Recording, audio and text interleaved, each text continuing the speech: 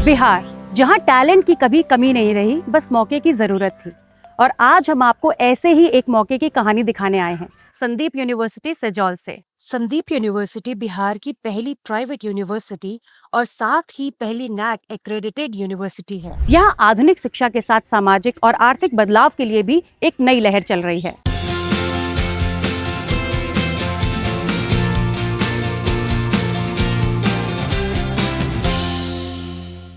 One 125+ एकड़ में फैला ये कैंपस सिर्फ बिल्डिंग नहीं है, ये एक इकोसिस्टम है।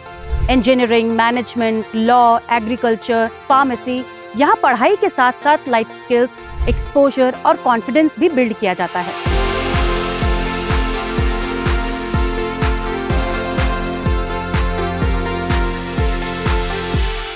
तो किसी भी इंस्टीट्यूशन की पहचान उसके लीडर से होती है, और आज हमारे साथ एक खास लीडर मौजूद हैं, डॉक्टर अरुण कुमार द्विवेदी, जो कि संदीप यूनिवर्सिटी के वाइस चांसलर हैं। तो चलिए बातचीत शुरू करते हैं। सर, संदीप यूनिवर्सिटी बिहार की पहली प्राइवेट यूनिवर्सिटी है, तो इस पहचान को आप कैसे देखते हैं? निश्चित रूप से हम सब के लिए, संदीप फाउंडेशन के लिए, संदीप यूनिवर्सिटी के लिए ये गौरव की बात है कि हम बिहार की सबसे पहली प्राइवेट यूनिवर्सिटी हैं। पहली प्राइवेट यूनिवर्सिटी होने के साथ साथ हमारी थोड़ी जिम्मेवारियां भी हो गई हैं, क्योंकि हम सीनियर मोस्ट यूनिवर्सिटी हो गए हैं as far as group of private universities की बात कहें तो निश्चित रूप से ये हमारे लिए सीनियर होना एक चैलेंज का विषय है। और हमको टीचिंग और लर्निंग, रिसर्च, दूसरी जो विद्यार्थियों से जो रिलेटेड एक्टिविटीज़ हैं उनमें निश्चित रूप से हमको प्रूफ करना पड़ेगा अपने आप को, और हम कर भी रहे हैं। अभी अभी संदीप यूनिवर्सिटी को नैक एक्रेडिटेशन मिला है, तो ये कितना चैलेंजिंग प्रोसेस था? निसंदेह किसी यूनिवर्सिटी का नैक से एक्रेडिटेशन होना ये गौरव की बात है, और संदीप यूनिवर्सिटी और हम सब के लिए ये विशेष रूप से बात है, क्योंकि हम पहली प्राइवेट यूनिवर्सिटी हैं बिहार की जिसको यह सम्मान मिला है। हमारा ग्रेड 2.92 स्कोर है हमारा 4 में से। रहा सवाल कि इससे विद्यार्थियों को क्या फ़ायदा होगा। जब भी इस तरह के एक्रेडिटेशन किसी यूनिवर्सिटी के पास होते हैं तो निस्संदेह उनका जो वैल्यू है जो है वो थोड़ा सा बढ़ जाता है, और विद्यार्थियों को निश्चित रूप से अभी नैक एक्रेडिटेशन होने के साथ साथ हमको बिहार शासन है या फिर यूजीसी है, यूनिवर्सिटी ग्रांट कमीशन है, उससे निस्संदेह हमारे डिफरेंट डिपार्टमेंट्स को कुछ शैक्षणिक मदद मिल सकती है, और उस वजह से विद्यार्थियों को सीधा फ़ायदा होगा। हाँ, और सर सबसे स्ट्रॉन्गेस्ट डिपार्टमेंट कौन से हैं आपके हिसाब से, और कहाँ पे सबसे ज़्यादा कौन से एरियाज़ में फोकस रहेगा? देखिए, फोकस तो कहा जाए तो लगभग सभी जगह करना है, क्योंकि सभी स्टूडेंट्स आते हैं, अपनी उनकी अपेक्षाएं होती हैं यूनिवर्सिटी के साथ। लेकिन वर्तमान समय में जो एक कंप्यूटर का युग है, तो हमारा जो computer science and engineering department है ये एक बहुत बड़ा डिपार्टमेंट है, बहुत विद्यार्थी हैं वहाँ पर।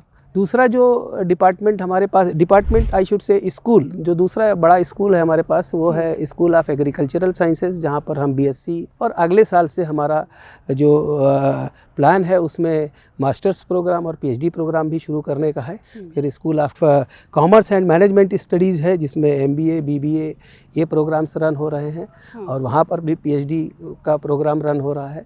और साथ ही जो दूसरे स्कूल्स हैं और स्कूल्स हैं वो हमारे पास है स्कूल ऑफ लाइब्रेरी साइंस और स्कूल ऑफ एजुकेशन। करिकुलम की बात करें तो इसको इंडस्ट्री ओरिएंटेड कैसे बनाया गया? हाँ, देखिए, यूनिवर्सिटी की जब शुरुआत हुई 2018 में, अभी 7 साल हमको हो चुके हैं, तो इस यूनिवर्सिटी की शुरुआत से ही हमने जो हमारा पैटर्न है वो रखा है outcome based education pattern. Outcome based education और ट्रेडिशनल एजुकेशन सिस्टम में, दोनों में बहुत फ़र्क है। ट्रेडिशनल एजुकेशन सिस्टम में टीचर जो शिक्षक है वो सेंटर में रहता है, चारों तरफ विद्यार्थी रहते हैं, जबकि जो आउटकम बेस्ड एजुकेशन सिस्टम है उसमें विद्यार्थी लर्निंग मटेरियल सेंटर पे है, चारों तरफ विद्यार्थी है, और टीचर का जो रोल है वो फैसिलिटेटर का रोल है। ये मुख्य अंतर है इसमें ट्रेडिशनल एजुकेशन सिस्टम और आउटकम बेस्ड एजुकेशन सिस्टम में। इसी साल से हमने एनईपी को भी इसमें जोड़ दिया है आउटकम बेस्ड एजुकेशन सिस्टम में। तो एनईपी होने की वजह से और आउटकम बेस्ड एजुकेशन होने की वजह से, दोनों का कॉम्बिनेशन होने की वजह से हमारे करिकुलम में ability enhancement courses, value addition programmes, and then skill enhancement courses, communication skill courses, all these course, ये सभी जो कोर्सेज़ हैं ये स्टूडेंट्स के को पढ़ना मैंडेटरी है। इसके साथ साथ जो इंडस्ट्री है उसके साथ भी हमारा कोलैबोरेशन है, और जो विद्यार्थी हैं उनको इंटर्नशिप कंपलसरी। जी। तो सर ये स्किल डेवलपमेंट और प्लेसमेंट की बात करें तो आपकी क्या स्ट्रेटेजी है? अब देखिए, प्लेसमेंट की जब भी बात करते हैं तो हर यूनिवर्सिटी में एक डिपार्टमेंट होता है, और बड़ा प्राइम डिपार्टमेंट है जिसकी तरफ सबका ध्यान रहता है, विशेष रूप से लीडर्स का भी and at the same time students का भी, वो है ट्रेनिंग एंड प्लेसमेंट। तो जब भी आप प्लेसमेंट की बात करते हैं तो सबसे पहली बात आती है ट्रेनिंग, राइट। तो हमारी स्पेशलिटी ये है कि हम प्लेसमेंट बाद में बात करते हैं, पहले ट्रेनिंग की बात करते हैं। तो जो भी कंपनीज़ या भी जो भी एम्प्लॉयर्स हमारे यहाँ आना चाहते हैं तो सबसे पहले हम उनका जो पूरा वहाँ पे जो यदि बच्चा जॉब करता है तो उससे जॉब के डिस्क्रिप्शन क्या रहेंगे, उस डिस्क्रिप्शन के हिसाब से बच्चे की हम ट्रेनिंग देते हैं पहले। जब वो ट्रेंड हो जाता है उस पर्टिकुलर जॉब के लिए, उसके बाद हम कंपनीज़ को कॉल करते हैं, वो यहाँ आते हैं, इंटरव्यू जो भी उनकी प्रोसेस है वो होती है, और उसके बाद बच्चा सेलेक्ट होता है उसमें।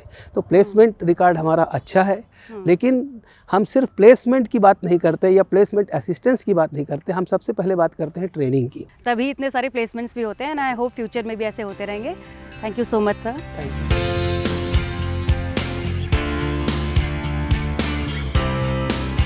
किसी भी यूनिवर्सिटी की बैकबोन होती है उसकी एडमिनिस्ट्रेशन, जो पॉलिसीज़ को ग्राउंड रियलिटी में बदलती है। तो आज हम समझेंगे कि एडमिनिस्ट्रेशन लेवल्स पे स्टूडेंट के लिए क्या क्या किया जा रहा है, और इसको समझाने के लिए हमारे साथ है डॉक्टर नौशेरवान रौनक, रजिस्ट्रार साहब। Hello sir. Hello ma'am. कैसे हैं आप? ठीक है मैम, थैंक यू। हाँ, तो सर ये बताइए कि जो एडमिशन है वो कितना ट्रांसपेरेंट और स्टूडेंट फ्रेंडली है? जी मैम, एडमिशन हमारा 100% ट्रांसपेरेंट है और स्टूडेंट फ्रेंडली है। दोनों बातें बताता हूँ। ट्रांसपेरेंट इन द सेंस क्या है कि जो हमारा एडमिशन का प्रोसीजर है वो यहाँ जॉइंट एंट्रेंस एग्जामिनेशन के थ्रू होता है, जिसे हम SUJE बोलते हैं, जो हमारी यूनिवर्सिटी खुद कंडक्ट कराती है।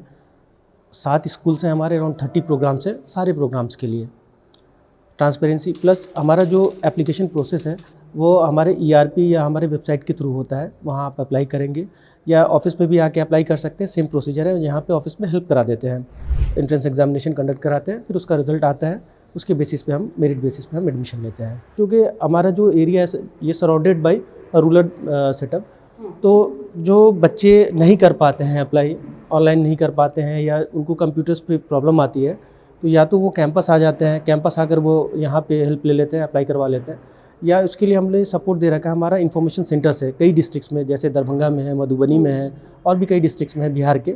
वहाँ उस डिस्ट्रिक्ट में इन्फॉर्मेशन सेंटर पे जाके बच्चे अप्लाई कर सकते हैं। तो काफ़ी स्मूथ है पूरा प्रोसेस। और सर क्योंकि ये रिमोट लोकेशन है तो यहाँ पे फैसिलिटीज़ वगैरह कैसे मेंटेन करते हैं? हाँ, फैसिलिटीज़ मेंटेन करने में थोड़े चैलेंजेस हैं, लेकिन अब हमें 7-8 साल हो गया यूनिवर्सिटी बने हुए। उससे पहले भी यहाँ पे इंस्टीट्यूट चल रहा था सेम कैंपस में, तो हमने अपना सिस्टम स्मूथ कर लिया है। जो भी फैसिलिटीज़ है यहाँ पे, चाहे एकेडमिक्स का हो चाहे एडमिनिस्ट्रेशन का हो, तो हमने इन हाउस मैक्सिमम चीज़ें हमने इन हाउस कर रखी हैं। जैसे रेसिडेंशियल है, हॉस्टल्स है बच्चों का, तो यहाँ पे अराउंड 2000 की कैपेसिटी है हमारी, including boys and girls. 2 dedicated hostel है with all security and everything, girls के लिए है। बाकी हमारे 8 हॉस्टल्स हैं बॉयज़ के लिए, सिक्योरिटी भी है यहाँ पे, और कैंटीन है, मेस है। तो जो मेस है यूनिवर्सिटी की मेस भी है, प्लस एक प्राइवेट कैंटीन भी है यहाँ पे, वहाँ भी बच्चे खा सकते हैं। तो फैसिलिटीज़ हमने सारा अवेलेबल करा के रखा है कैंपस के अंदर। बात करें मॉडर्न इंफ्रास्ट्रक्चर की, तो उसकी क्या क्या फैसिलिटीज़ है यहाँ पे, क्या क्या अवेलेबल है? टीचिंग्स और एकेडमिक्स को हमने इंटीग्रेट किया है मॉडर्न इंफ्रास्ट्रक्चर के साथ। जैसे हर क्लासरूम हमारा स्मार्ट क्लासरूम है, वहाँ पे इंटरनेट की फैसिलिटी है, स्मार्ट बोर्ड है, डायरेक्ट वो वहाँ पे डेमोन्स्ट्रेशन कराया जा सकता है बच्चों को, या किसी भी इंडस्ट्री के पर्सन से उनको डायरेक्ट इंटरेक्ट किया जा सकता है क्लास के अंदर ही उन्हें। तो इतना हमने उनको क्लास में दे रखा है। क्लास के अलावा भी यहाँ पे हमारा रिसर्च लैब है, लाइब्रेरी है, रिसर्च लैब है, जहाँ बच्चे जाके रिसर्च कर सकते हैं। इसके साथ साथ हमारा 2 सेंटर ऑफ एक्सीलेंस है, इलेक्ट्रिक व्हीकल का सेंटर ऑफ एक्सीलेंस है, जहाँ पे राइट फ्रॉम बिगनिंग एक एक जो पार्ट है उसका, उसके मैन्युफैक्चरिंग से लेके उसका इंस्टॉलेशन तक बच्चे वहाँ पे सीख सकते हैं कि कैसे बना या उसके किन चीज़ों से मिलकर बना है, उनका इंस्टॉलेशन कैसे होता है और कंप्लीट कैसे होता है। ई व्हीकल जो है वो कंप्लीट कैसे होता है, ई रिक्शा जो आपने देखा होगा, और एक छोटा सा जो ई लोडर होता है, ये 2 का तो कंप्लीट सेटअप है 2 चीज़ों का।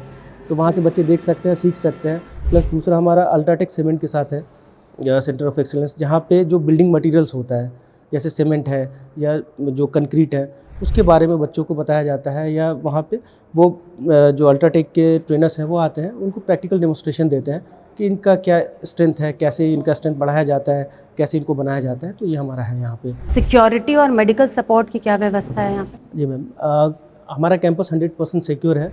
हर जगह CCTV कैमराज हैं, सर्विलांस प्रॉपर है।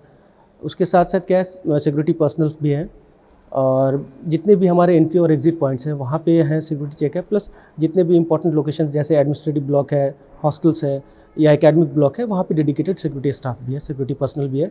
100% सिक्योर कैंपस है हमारा। और मेडिकल सपोर्ट? जी मैम, मेडिकल सपोर्ट में हमारा जो माइनर मेडिकल फैसिलिटीज़ है वो हमने इन हाउस दे रखा है इनको। डॉक्टर हैं हमारे, वो बैठते हैं डे टाइम में। उसके अलावा कभी रात में इमरजेंसी हो जाए या कुछ ज़्यादा प्रॉब्लम होगी बच्चों को, तो 2 हॉस्पिटल्स के साथ हमारा टाई अप है, वहाँ हम बच्चों को सिटी में भेजते हैं। और सर जो एडमिनिस्ट्रेशन है वो स्टूडेंट्स की प्रॉब्लम को कैसे एड्रेस करता है? जी मैम, स्टूडेंट की जो भी प्रॉब्लम है मैम, 2-3 चीज़ें हैं। जो हमारा SOP है वो बहुत क्लियर है। तो यहाँ पे एडमिनिस्ट्रेशन है, जो यूनिवर्सिटी एडमिनिस्ट्रेशन के लोग हैं, उसके साथ साथ हमने स्टूडेंट को भी उसमें इन्वॉल्व करके रखा है। जो स्टूडेंट काउंसिल है हमारा, वो हमारा यहाँ इलेक्टेड बॉडी है स्टूडेंट काउंसिल। तो हमने कोशिश किया हर क्लास से, हर हॉस्टल से बच्चा हो उस काउंसिल में, कि अगर किसी हॉस्टल में कोई प्रॉब्लम आई तो वो हॉस्टल इंचार्ज को बोलेगा, हॉस्टल इंचार्ज जनरल सेक्रेटरी को, और वहाँ से हमारे पास आएगा। अगर वहाँ तक रिजॉल्व हो जाता है, स्टूडेंट की बात स्टूडेंट तक अगर रिजॉल्व हो जाती है, वेल एंड गुड, नहीं तो वो हमारे पास आता है, फिर हम उसको देखते हैं और उसका प्रॉपर इंक्वायरी करके रिजॉल्व करते हैं। तो सर ये स्कॉलरशिप और फाइनेंशियल एड के लिए क्या किया जा रहा है स्टूडेंट्स के लिए, और कौन से स्टूडेंट्स को मिल रही है? मैम जनरली स्कॉलरशिप जो हम अभी प्रोवाइड हो रहा है एज़ पर गवर्नमेंट नॉर्म्स, जो भी बिहार गवर्नमेंट का नॉर्म्स है उसको हम 100% फॉलो कर रहे हैं। प्लस हमारा जो स्कॉलरशिप है वो बेसिकली मेरिट बेस्ड है, plus weaker section of the society, और उसके अलावा जो गर्ल्स स्टूडेंट्स हैं उनके लिए स्पेसिफिकली कुछ स्कॉलरशिप्स हैं।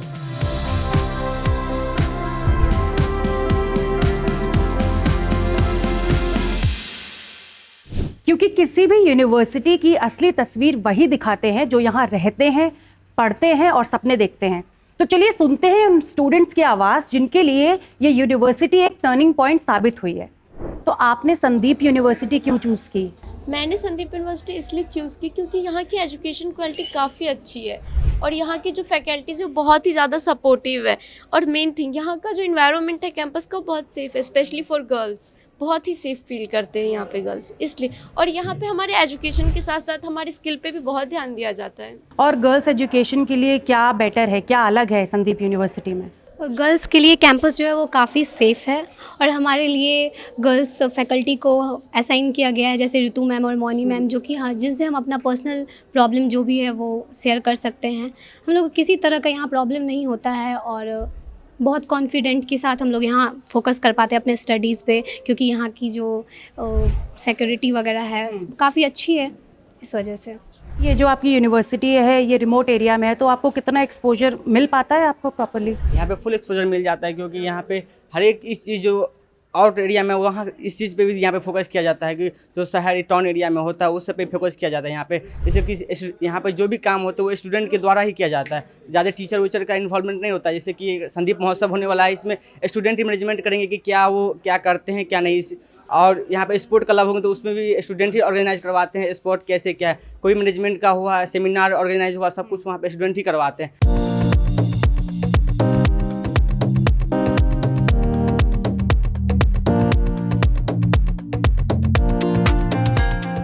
तो चलिए अब बात करते हैं doctor Sunil Kumar Jha, advisory committee member से।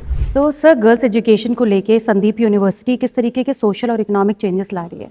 ये रूरल परिवेश में ये यूनिवर्सिटी शुरू करने से इसका एक फ़ायदा ये हुआ है, जो जिन बच्चियों को अपॉर्चुनिटी नहीं मिल रही थी पढ़ाई की, उन्हें घर के नज़दीक ही अपॉर्चुनिटी मिल गई है। और इसका सबसे अच्छा एग्जाम्पल दूंगा मैं, नियर बाई ही एक डेली वेज पेंटर था, आज से 7-8 साल पहले की कहानी है जब स्टार्ट हुई थी, जिसका डेली वेज बोल सकते हैं, जो उस समय 300 रुपये रोज़ कमाता था। तो जो फादर 300 रुपये रोज़ कमाता है, टेक्निकल एजुकेशन अपने बच्चे के लिए तो खेत बेच के करेगा, लेकिन बच्चियों के लिए एफर्ट नहीं देता था। अब उसका बेस्ट एग्जाम्पल ये हुआ मैम, जो यहाँ पे जब यूनिवर्सिटी खुली तो बच्ची ने इधर एडमिशन लिया, उसने पढ़ाई पूरी की, इलेक्ट्रिकल इंजीनियरिंग था, इलेक्ट्रिकल इंजीनियरिंग की पढ़ाई पूरी की। पढ़ाई करने के बाद उसे गवर्नमेंट जॉब मिल गई और आज वो बच्ची एग्जीक्यूटिव इंजीनियर है और सोफर ड्रिवन कार से वो रोज़ यहाँ से अपने ऑफिस जाती है। अब ज़रा सोचिए, 7 साल पहले बाप डेली वेज लेबर 300 रुपये रोज़ की दिहाड़ी, आज वो सोफर ड्रिवन गाड़ी से जाती है। ये है एम्पावरमेंट ऑफ द गर्ल, जो रूरल एरिया में यूनिवर्सिटी खुलने से ये एम्पावरमेंट बच्चियों को मिला है। सर, प्रैक्टिकल लर्निंग और इंटर्नशिप्स पे कितना जोर दिया जाता है? हम लोग ओवरऑल बच्चों के होलिस्टिक डेवलपमेंट, जो overall development of the child है, जो बच्चे हैं, उसके लिए क्या है, जो आपको जो कोर्सेज हैं वो चल ही रही है। यहाँ जो भी हमारे स्टूडेंट्स हैं सभी को आपका career oriented, apart from the course curriculum, career oriented programmes होती है। उनके जो लैंग्वेज स्किल पे काम होती है, उनके ओवरऑल पर्सनालिटी डेवलपमेंट पे काम होती है। और इस सुदूर इलाके में भी आपको जानकर हैरान होगा, इवन हम फॉरेन लैंग्वेज सिखाते हैं, जैसे फ्रेंच चल रहा है, जर्मन चल रहा है। इसी तरह हमारी कोशिश रहती है जब बच्चा यहाँ से पास आउट हो तो जो उसकी पढ़ाई है, कोर्स की पढ़ाई है, उसके सिवा कम से कम एक फॉरेन लैंग्वेज उसे आनी चाहिए। तो कोई बच्चा यदि यहाँ से जर्मनी जाने का उसको अपॉर्चुनिटी मिलता है तो उसको जर्मन जानना ज़रूरी है। तो बच्चे को आने वाले भविष्य में जो भी चीज़ें अपॉर्चुनिटी मिले वो तैयार है। Hostel life, extra curricular activities हो गई, इसके लिए क्या फैसिलिटीज़ हैं यहाँ पे? जो देखा होगा आपने, 18 एकड़ लैंड मार्क्ड है जहाँ पे बच्चे ओपन गेम खेल सकते हैं। इंडोर गेम्स के लिए फैसिलिटी है, तो बच्चा जो चाहे यूज़ कर सकता है। और हमारा फ्यूचर में वहाँ एक स्टेडियम का प्लान है जहाँ हर एक तरह के जो है आउटडोर गेम्स, चाहे वो बास्केटबॉल हो, वॉलीबॉल हो, टेनिस हो, धीरे धीरे हम लोग सारे इम्प्लीमेंट कर रहे हैं। और सर, संदीप यूनिवर्सिटी का सोशल इम्पैक्ट भी बहुत है बिहार में, तो एक इनिशिएटिव चालू किया गया था चेयरमैन के द्वारा, बाबूजी पाठशाला नाम का, तो उसके बारे में कुछ बताइए। एज ए सोशल इनिशिएटिव बाबूजी पाठशाला चेयरमैन सर के द्वारा स्टार्ट हुआ था और उसमें जो भी दलित बस्ती है उसमें हम लोग बच्चों को सप्लीमेंट्री एजुकेशन, हम लोग स्कूल के साथ compete नहीं कर रहे हैं, हम लोग सप्लीमेंट पढ़ा रहे हैं। फॉर एग्जाम्पल, जिनके माता पिता पढ़े लिखे हैं, बच्चा स्कूल से आता है तो उसको गाइड कर सकते हैं, लेकिन जहाँ पे कोई 10th पास भी जिस बस्ती में नहीं है उनको कौन गाइड करेगा?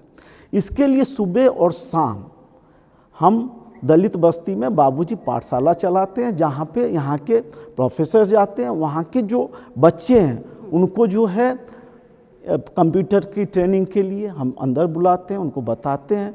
तो जब वो आके यहाँ देखते हैं और बिहार के इतने ज़िले के बच्चों को देखते हैं तो उनके अंदर भी हमेशा क्या होता है, हम देख के सीखते हैं। यदि हमें लगता है जो हाँ इतनी बड़ी फैसिलिटी हमारे पास है तो क्यों ना पढ़ा जाए। और अभी फ़िलहाल 2-3 ही स्टार्ट है। मोस्टली जो प्लान है, जो बिहार के 38 ज़िले में ये बाबूजी पाठशाला का कॉन्सेप्ट एक पायलट प्रोजेक्ट के रूप में इधर चेयरमैन सर द्वारा चलाया जा रहा है। एक सक्सेसफुल मॉडल बन जाने के बाद हम लोग पूरे बिहार में उसको एक्सपैंड करेंगे। तो सर, रूरल एरिया में, रिमोट एरिया में जो संदीप यूनिवर्सिटी को इस्टेब्लिश किया गया है, तो कौन कौन से ऐसे चैलेंजेस हैं जो आपने फेस किया है? और जो आपने चैलेंजेस की बात, इंफ्रास्ट्रक्चर ये सारा आपके सामने है। हम यदि कहीं इस बिल्डिंग का फ़ोटो लगा के कुछ प्रमोशन करते हैं तो बहुत सारे कमेंट आते हैं बिल्डिंग फेक है, ये एग्जिस्ट ही नहीं करता है, मधुबनी में ऐसा बिल्डिंग हो ही नहीं सकता। क्यों? हमें अपने काबिलियत पे अपने आप शक है।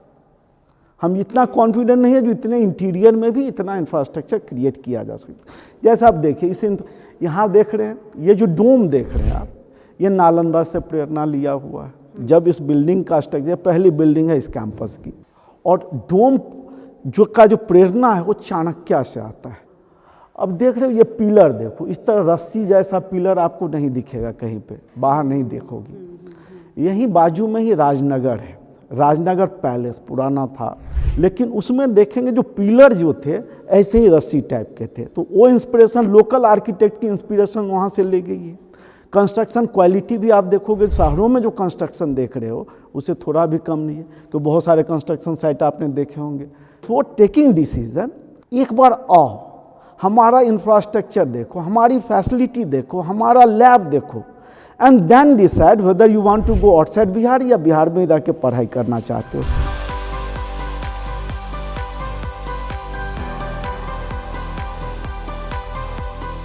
संदीप यूनिवर्सिटी सिजौल जहां एजुकेशन सिर्फ डिग्री नहीं, डिग्निटी और डायरेक्शन भी देती है। यहाँ सपनों को पंख मिलते हैं और मेहनत को पहचान। बिहार के दिल से फ्यूचर की ओर बढ़ता एक मजबूत कदम।